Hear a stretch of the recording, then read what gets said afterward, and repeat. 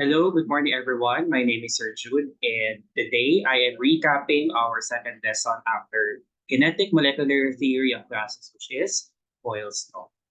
Now, remember the experiment slash performance task wherein I asked you to bring a syringe and to inflate a balloon. That's what Boyle's law is all about. And for those of you who already forgot the principles and the mathematical calculations of Boyle's law, then this video is for you.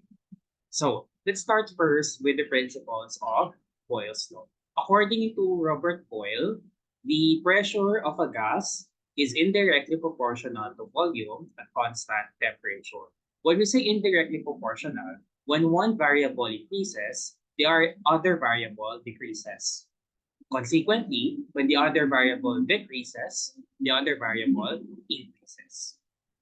Now, given this scenario, we can uproot two more principles under Boyle's law. So, the one that you see at the top, the question, PV or PV. At the left, you see capital V, small v. That stands for high pressure and low volume. And on the right, you see another set of PV, this time with the lowercase p and capital V. That symbolizes lower pressure and high volume. So let's familiarize ourselves first with the practical applications of Boyle's law. When is it high pressure, lower volume? When is it lower pressure, higher volume? So let's start. On the first example, we see a person pushing the plunger of a perfume down or the atomizer down. So when you press the atomizer down, you exert more pressure, hence the volume is lowered. However, once you pull the atomizer up, you decrease the pressure inside the perfume or the cologne. Therefore, the volume of the gas expands. All right, let's have our second example. All right, so our second example is breathing. So there are two types of breathing. Inhalation, we allow air to enter inside our lungs. And exhalation, we allow air to exit from our lungs. So in inhalation, remember, since air enters our lungs are expected to expand. So higher volume and lower pressure for inhalation. On the other hand, for exhalation, since air is exiting our body, we expect the volume of our lungs to decrease. Therefore, pressure is exerted. Third example. All right, so you see a person undergoing scuba diving under the sea. So notice that when a person is in a different elevation, or rather is in a different height from the ocean floor, there is a difference when it comes to the number of bubbles coming from the person's mouth, especially if you are near the surface of the sea or at the bottom of the sea. If you are near the surface of the sea, since malapit ka pa sa air, kumbaga mabilis ka pang makaakyat, then therefore, there's still less pressure and high volume inside your lungs. Kaya kaya pang makahinga nang hindi masyadong nahihirapan. On the other hand, once you go down at the bottom of the sea, nagkakaroon na ng pressure sa ating dibdib, therefore nahihirapan na tayong makahinga, and that's where the oxygen tank comes to the rescue, no? That's why when you go down at the bottom of the sea to scuba dive, then therefore there's pressure increases while the volume inside our lungs decreases. Next, another example is simply buying the refrigerated soft drinks from convenience stores or shops. So remember, no, when it's still inside the refrigerator, silent pa siya or tahimik. However, once you open the cap of the can, may maririnig kayong hissing sound. Diba? Now, kapag silent pa or sarado pa yung can, then therefore there's higher pressure and lower volume. Bakit siya higher pressure? Kasi nako-contain lang yung gas sa loob ng can. And limited lang yung space na mo-occupy niya. However, once you open the cap of the can, then therefore, there's less pressure but higher volume involved. Bakit higher volume? Because the gas particles inside the can will now exit, therefore available na sila sa expansive area outside the can. Mas malaki na yung volume or amount of space na i-occupy ng ating gas. Alright? So yun po yung ating mga practical application samples, no? As well as yung mga instances kung kailan na-apply si higher pressure, lower volume, and lower pressure, higher volume. Now, let's go to our mathematical computations. The mathematical relationship between pressure and volume at constant temperature is defined in this formula. So we have P1, V1 equals P2, P2. Remember, when two variables are situated next to each other, therefore, the operation involved is multiplication. So this is P1 times P1 equals P2 times P2. So any variable has a subscript of 1 corresponds to that initial value. So for example, P1 refers to the initial pressure with the unit of atmosphere, abbreviated as ATM. On the other hand, V1 corresponds to initial volume with the unit of liter, abbreviated as capital letter L. Now, all variables with a subscript of 2 means that that's the final value. So P2 stands for final pressure with the unit of atmosphere, abbreviated as ATM. And V2 is the final volume with the unit of liter, abbreviated as capital letter L. Now, originally, we're going to solve for the 4 variables, P1, V1, P2, and P2. However, due to time constraints, we will only limit ourselves to 2 variables, and that's the final pressure and the final volume. So how do we solve for the final pressure and the final volume? Let's start with P2 first. So simply write the formula, P1 V1 equals P2 V2. Since we're only interested with P2 at katabi niya si V2, we have to separate P2 and V2 by virtue of division. So we have to divide both sides of the equation by V2 will be cancelled on the right side. You will be left with P2 equals V1 divided by V2. On the other hand, for V2, let's rewrite the equation for Boyle's law again. So P1 times V1 equals P2 times P2. This time, we're interested in solving for P2. And because katabi niya si P2, we have to isolate them from each other by virtue of division. So we're going to divide both sides of the equation by P2 this time. So cancel na si P2 at the right side. You will be left with V2 equals P1 V1 divided by P. Now, to make sense of our formula, we have to solve some sample problems. Okay. Number 1. A gas occupies 2 liters of an air pump at a pressure of 12.5 atmospheres. What will be the final pressure when the volume decreases to 1 liter? Okay, let's label our variables or given values first. So 2 liters, this is the first volume mentioned, so this will be V1. 12.5 atmosphere, this is the first pressure mentioned, so this will be V1. And then finally, 1 liter is the second volume mentioned, so that is V2. Okay, and we're asked to compute for the final pressure, which corresponds to P2. So, to solve for pressure, the equation we're going to use is P2 equals P1 times V1 over P2. Let's substitute our values. P2 equals, ang P1 natin ay 12.5 atmosphere. Times ang V1 natin is 2 liters. Divided by, ang V2 natin is simply 1 liter. So in your calculators, multiply 12.5 and 2, and then divide the product by 1 liter. So the final pressure will now be equal to 25 atmosphere.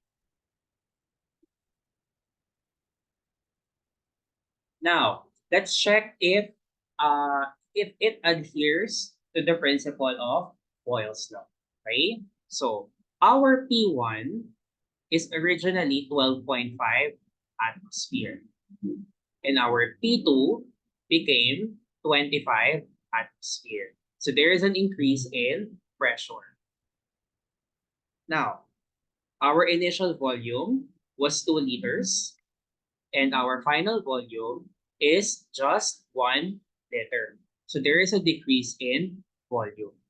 So therefore, Boyle's law was followed, wherein this scenario is a manifestation of an increase in pressure and a decrease in volume at constant temperature. Even though temperature was never even specified in the problem, you have to assume that it is constant because this is Boyle's law. All right. Now, since we already solved one sample problem for P2, let's solve one last problem for P2.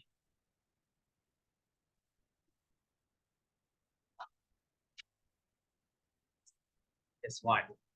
The oxygen gas inside the 3.5 liter tank has a pressure of 0.5 atmosphere at room temperature. How much will be the oxygen content if the tank is compressed to 0.25 atmosphere? Okay, so first, 3.5 liters, this is your V1. 0.5 atmosphere, this is your P1. And 0.25 atmosphere, this is our P2. So, because we're asked how much will be the oxygen content, then therefore, our missing value here is B2. So to solve for B2, we have P1 times V1 divided by P2. Substituting the values, we have 0.5 atmosphere times 3.5 liters divided by 0.25 atmosphere. So in your calculator, multiply 0.5 and 3.5 and divide the product by 0.25 atmosphere. It must give you a quotient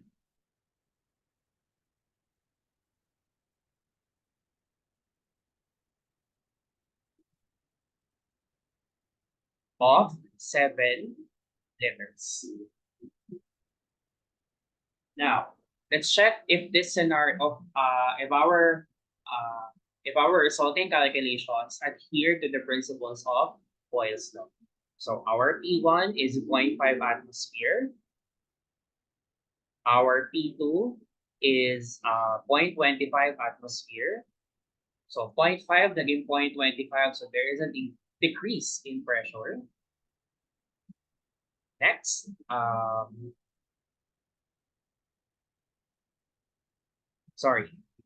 our initial volume was 3.5 liters, and our final volume is 7 liters. There is an increase in volume. So this sample problem is a manifestation of a decrease in pressure but an increase in volume at constant temperature.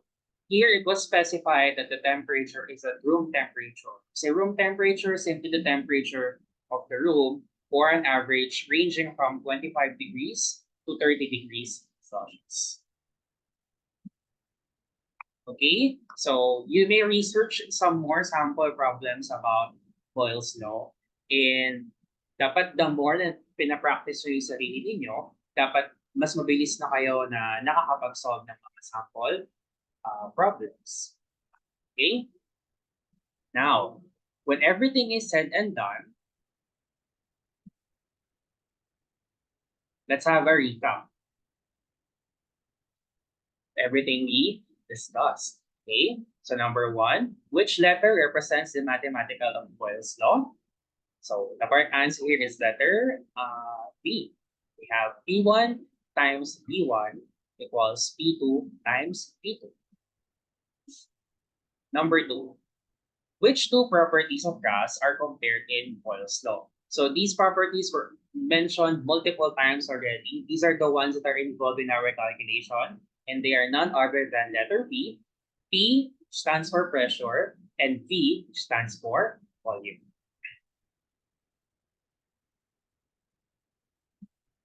Number three, which property of gas remains constant in Boyle's law? So because pressure and volume were already involved, then the only one that isn't directly involved at all because it remains constant is none other than letter B, which is letter T, which stands for temperature. Number four, what are the units of pressure, volume, and temperature, respectively? So pressure, its unit is atmosphere, abbreviated as ATM. Volume, its unit is liter, abbreviated as capital letter L. And temperature, even though we haven't solved anything that's related to temperature yet, I know it's tempting to answer degrees Celsius or degrees Fahrenheit, but the official standard unit for temperature is none other than Kelvin, or represent abbreviated as capital letter K. So the answer for number four is letter K. Number five, what will happen to the volume of a gas if its P is increased at constant T? So remember that in Boyle's law, pressure and volume are indirectly proportional to each other. So if P increases, then therefore V, or the volume, must decrease. Letter V. Number six, what will happen to the pressure of a gas if its volume is decreased at constant T? So this time it's the other way around. If volume is decreased, then pressure must increase. Letter A.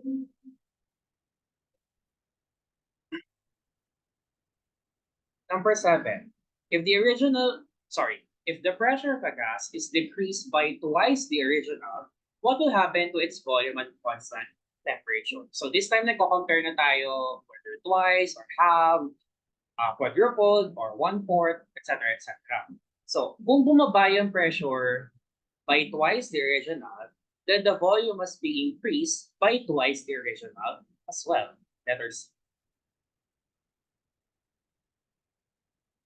Number eight, if the volume of a gas is increased by 4 times the original, what will happen to its pressure at constant temperature? So this time, nag-expand si volume by 4 times the original, then therefore, we assume that the pressure must be decreased by 4 times the original as well. We have two more questions left. Let's proceed to number 9. What kind of proportionality exists between pressure and volume at constant temperature? So remember, one variable increases, the other variable decreases. They are inversely proportional, also known as indirectly proportional to one another. So because B and C are correct, the correct answer is letter D. Now, for our final question, which graph correctly depicts the relationship between pressure and volume at constant T? So the graph must depict that as pressure increases, volume decreases, or as volume increases, pressure decreases, and the answer is letter C as in cat. Now, to sum to summarize Boyle's law, just remember that the pressure and volume are always indirectly or inversely proportional to each other. And kagaya ng sinabi ko nung kinunclude ko ang kinetic molecular theory of gases, even if di naman tayo technically nagko-compute realistically about balsa in real life in our houses, um, may mga advantages pa rin and benefits tayo nakukuha from studying Boyle's Law and other topics in science. Okay? Huwag panghinaan ng loob kasi may calculations.